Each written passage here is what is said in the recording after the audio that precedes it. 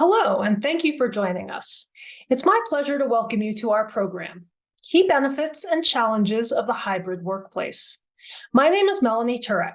I'm a Senior Fellow and Vice President of Consulting with Frost Sullivan, and I will be your moderator today. Joining me to discuss this topic is Dev Das, Vice President of Customer Experience and Operations at Globalization Partners. Obviously, a lot of us are familiar with what's happened over the last few years when it comes to our employees and where they're working, where they're based. Tons of folks are kind of mixing it up, spending some time at the office, some time at home. We've got a lot of companies that are now much more geographically dispersed than they ever used to be. There's a huge amount of benefit to that, but there's also some challenges, right? So that's my first question to you, Dev, really is when we're talking about transitioning to a hybrid work model, what are some of the pitfalls to watch out for as we do that? And, how can we start to mitigate them? Sure. I think, one of the most critical things, and this is going to sound really obvious, but it's tough to get right, is really defining what is your version of hybrid. Is it remote all the time with some in-person meetings? Is it a 3-2 or a 2-3 model? Is there a hub location that people need to go to if it's a 2-3 or a 3-2 model? Really getting that down. And then making sure as you're profiling candidates, as you're thinking about the interview process, the questions, how you're measuring folks, to really have clarity around what that means and what are the markers, if you will, for successful people to come in and be successful in the version of hybrid that you have at your company. Yeah, so tell me a little bit about that, when we are talking about hybrid, because it's something that's, I feel like it's changing every day and not just across companies, but really within companies, right? So, we're hearing about firms that are literally changing their minds, right, from one week to the next, or issuing these edicts. You have to come in, Monday, Wednesday, Friday, or whatever it might be. So how does that impact, especially around recruiting and, talking to people as they're just getting to know your organization, when it comes to that sort of, chaotic situation, I think, that we find ourselves in. Yeah, and I think especially with companies that are reversing course from a remote model to a hybrid model or vice versa, I think that's very challenging.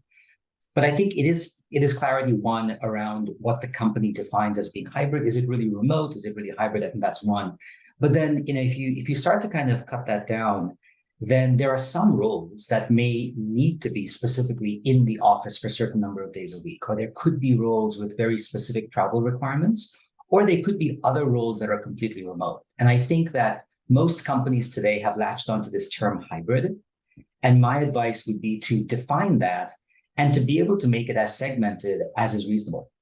Because I think, definitely for a certain kind of employee type, fully remote is very attractive, and really be able to flesh that out in the recruiting process. It's hard to sort of talk through a possible wholesale change in direction when you're hiring somebody.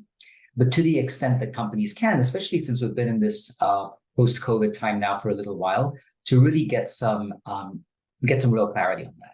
Yeah, and it sounds like also you have to be very clear on what is going to be the case for that particular position, right? So they're talking about the company overall, and I'm sure, a lot of applicants might have questions about sort of the general culture and the general idea around hybrid, but there may be specific constraints around unique roles. Where there's more flexibility or less flexibility, right? And so when you're going out, you have to be super clear about that, I assume? You have to be really clear about that. And I think it's helpful to also put some boundaries around it, like very real concrete boundaries. Like you may be required to travel 3 weeks every quarter and be in one of these 3 or 4 locations. How does that work for you?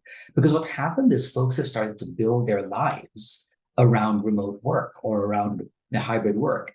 And when you're caring for people at home, have other commitments, to be able to disrupt that now, what's been happening for a few years, is something I've seen that can cause just a lot of anxiety.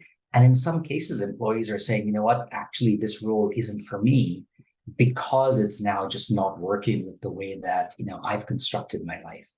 And so I think that's one of the key pitfalls But there are so many huge advantages to hybrid remote models. It really opens up the workforce and the availability of talent as companies are looking to source different sorts of people for different sorts of roles. Thanks, Dev. We really appreciate your time and your insights today. And if you'd like to learn more about GP, you can find them on the web at globalization-partners.com. Additional on-demand episodes can also be found at the address on your screen.